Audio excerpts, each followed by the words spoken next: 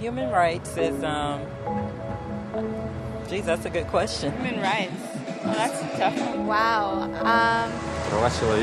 I don't even know how to give that a definition. I would probably have to do a little bit of homework or something. Any right that I think just as a normal, human, any... The rights that humans have. Oh, that's a very large debate. Tú le puedes preguntar a 20 personas y te van a dar 20 diferentes opiniones. Non saprei, è una domanda complicatissima. We just take them for granted that they're there, but we don't even consider what they are.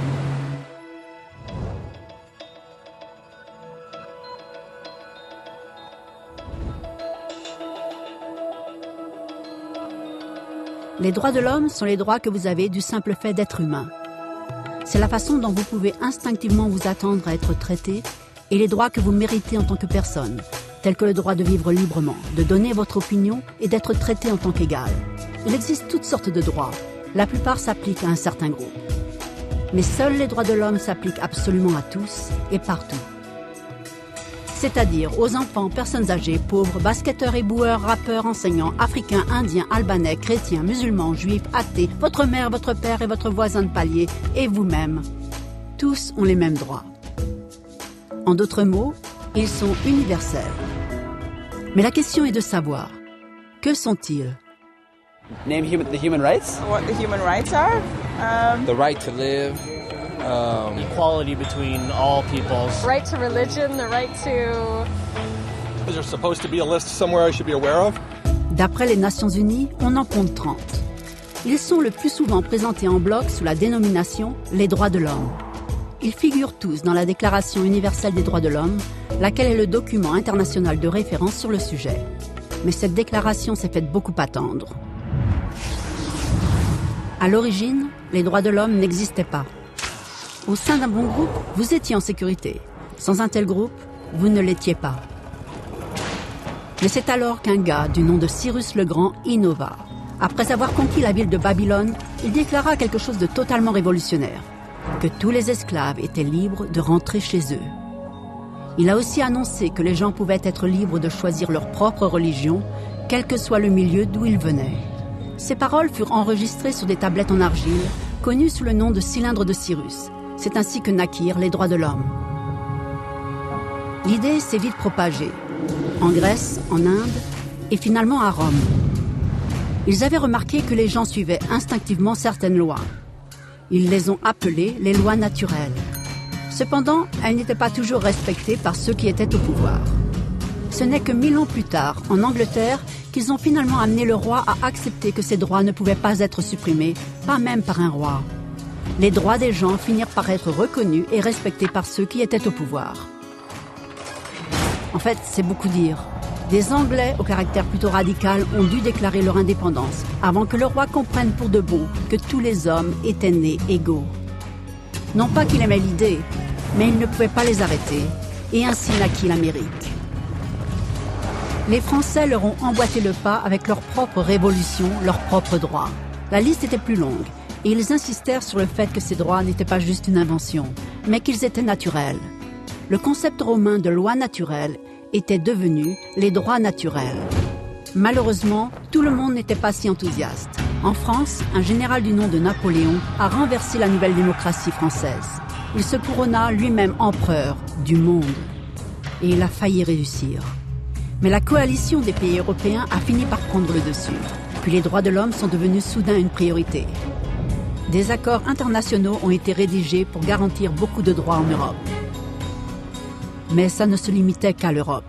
Ces droits ne semblaient pas légitimes dans d'autres parties du monde qui étaient envahies, conquises et brûlées pour développer les vastes empires de l'Europe. C'est alors qu'un jeune homme de loi de l'Inde décida de protester. Il s'appelait Mahatma Gandhi. Et malgré la violence, il insista pour que tous les peuples de la Terre aient des droits. Et pas seulement en Europe. Même les Européens ont fini par être d'accord. Mais ça n'allait pas être si facile que cela. 2 guerres mondiales ont éclaté. Hitler a exterminé la moitié de la population juive dans les camps nazis d'épouvante et de mort. En tout, 90 millions de gens sont morts. Les droits de l'homme n'avaient jamais tant frôlé l'extinction. Et jamais le monde n'avait eu autant besoin d'un revirement. C'est ainsi que les nations de la Terre ont formé une alliance, les Nations Unies. Leur but premier était de réaffirmer la confiance dans les droits fondamentaux des hommes, dans la dignité et dans la valeur de la personne humaine. Mais qu'étaient ces droits de l'homme? Les proclamations de Cyrus? Les lois naturelles de Rome?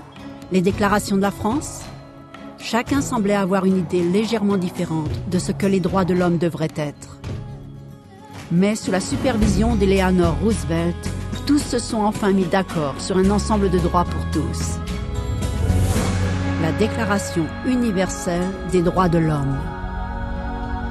Le concept des droits naturels en France s'est transformé en droits de l'homme. Donc pour résumer, au début, seuls quelques privilégiés avaient des droits. Puis un jour, un gars s'est dit que d'autres devraient en avoir aussi, ce qui était génial. Sauf que tout le monde n'était pas d'accord. Et c'est au prix de luttes et de guerres au cours de plusieurs millénaires que chacun finit par accepter que les droits de l'homme devraient s'appliquer à tous. Depuis lors, les gens ont vécu des jours heureux. Sauf qu'il y a un léger problème. Si les gens ont le droit de se nourrir et d'avoir un abri, comment se fait-il que 16 000 enfants meurent de faim chaque jour? 1 toutes les 5 secondes. Si les gens ont droit à la liberté d'expression, comment se fait-il que beaucoup soient en prison à cause de leurs opinions? Si les gens ont droit à l'éducation, comment se fait-il que plus d'1 milliard d'adultes ne sachent pas lire? Si l'esclavage a été effectivement aboli, comment se fait-il qu'il existe encore 27 millions d'esclaves aujourd'hui? Plus du double qu'en 1800. Le fait est que la Déclaration universelle des droits de l'homme n'avait pas pouvoir de loi lorsqu'elle a été signée. C'était facultatif. Et en dépit de bon nombre de documents, de conventions, de traités et de lois, ce n'est guère plus que des mots sur une page. La question est de savoir qui va faire de ces mots une réalité.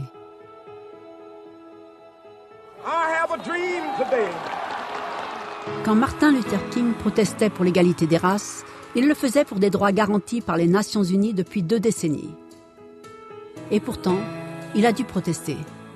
Quand Nelson Mandela défendait la justice sociale dans les années 90, son pays avait déjà accepté 40 ans plus tôt d'abolir la discrimination raciale. Et pourtant, il a dû combattre. Ceux qui luttent de nos jours contre la torture, la pauvreté, la discrimination, ne sont pas des géants ou des super-héros. Ce sont des gens, enfants, mères, pères, enseignants, des individus libres de penser qui refusent de se taire, qui se rendent compte que les droits de l'homme ne sont pas une leçon d'histoire, ni des mots sur une page, ni des discours, ni des campagnes publicitaires ou commerciales. Ils sont les choix que vous faites chaque jour en tant qu'être humain. Ils sont la part de responsabilité que nous partageons tous, se respecter mutuellement, s'entraider et protéger ceux qui sont dans le besoin. Comme Eleanor Roosevelt l'a dit, où est-ce que les droits universels de l'homme commencent?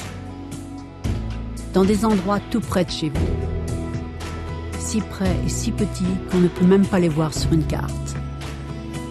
Et pourtant, ces endroits représentent le monde d'un individu, le quartier dans lequel il vit, son école ou son université, l'usine, la ferme ou le bureau. Ce sont des endroits où chaque homme, femme ou enfant aspire à une justice équitable, des chances équitables, une dignité équitable sans discrimination. C'est dans la mesure où ces droits seront vrais, près de chez soi, qu'ils pourront l'être partout ailleurs.